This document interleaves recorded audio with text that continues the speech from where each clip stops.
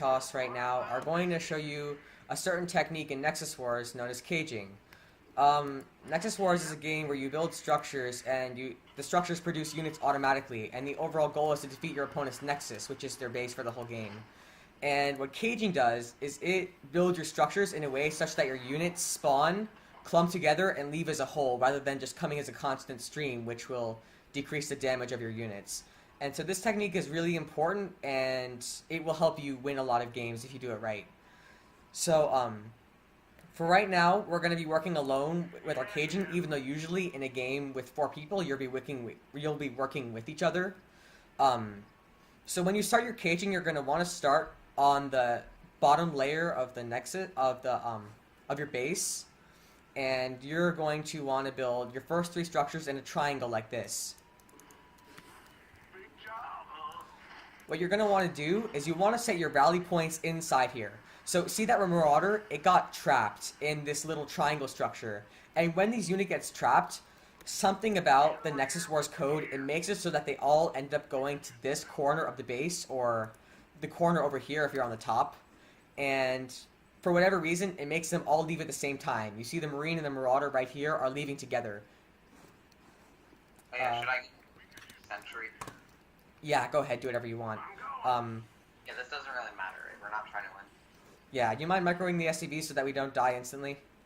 Yeah. Okay, yeah. And what you want to do is that for the first layer of caging, you just want to keep going in this triangle structure so that your units always get caught and form this clump, because that's going to increase the damage of your units. I'm going to go ahead and add a Hellion here just because I think it'll help hold off these light units early on. Nice marine mass, by the way. Okay, so you're going to see my 4th structure, which is going to be a Hellion, is going to get placed right here. And you'll see what it does in terms of continuing the cage.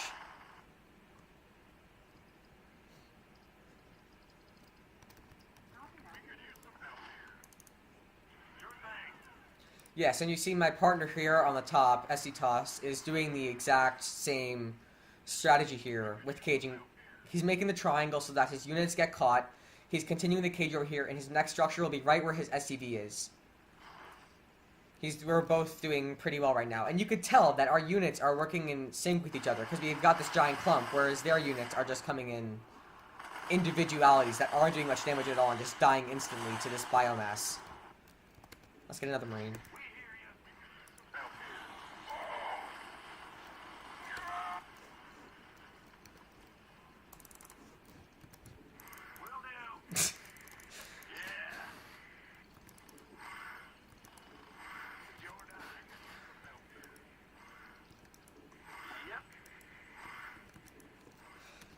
Alright, so, yeah, this procedure is self-explanatory at this point. My next structure is going to go here, then it's going to be here, etc. I just want to show you the second layer, because that's important too. What you want to do with the second layer is you want to start forming a hexagonal structure like this. You're going to see that you're going to get a building here, a building here, and then a building here. And you're going to see that this is going to form another one of those pockets where units can get trapped. So I'm going to set the rally points inside so that it's gonna cage properly, and as soon as I can build another structure, you'll see. Okay, yes, my partner is helping me out here by continuing the cage. Yeah, see, this is cooperative caging, where you and your partner will work together to build your cage. And so you see both my structures and his structures are forming these pockets where the units are getting trapped, and there's no difference between whose units there are. Looks like we're in the AI's base right now. The AI's suck.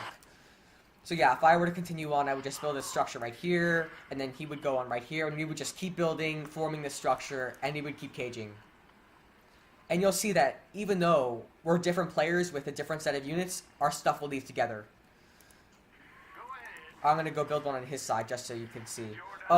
Okay, so as you can see right here, did you miss cage? Wait, no, I didn't miss cage. Oh. Yeah, so you see this structure right here? This is a little bit misplaced because it should be one square, I don't know, up.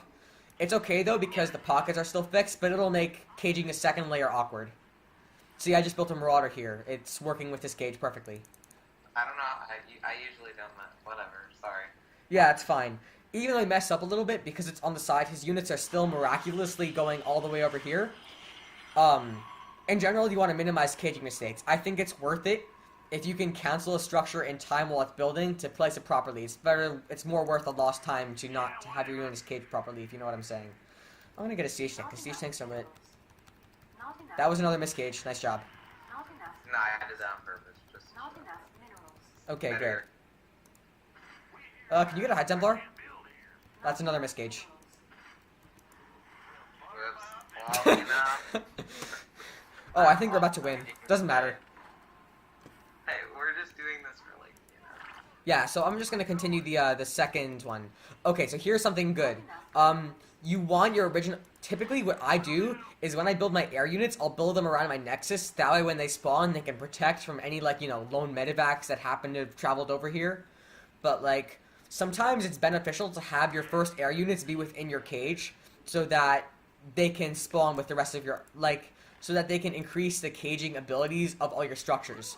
So like these two structures help the caging of this structure right here, and this science vessel and this medevac structure helps with the caging of this siege tank. If you understand, it's just all about making your units go to this one corner, trap in these little pockets, and leave together. And that's what's gonna really improve the strength of your Nexus Wars army. And yeah, that's about it for caging, and it's good timing too because we're about to kill their Nexus. So I hope you guys learned a lot from this video.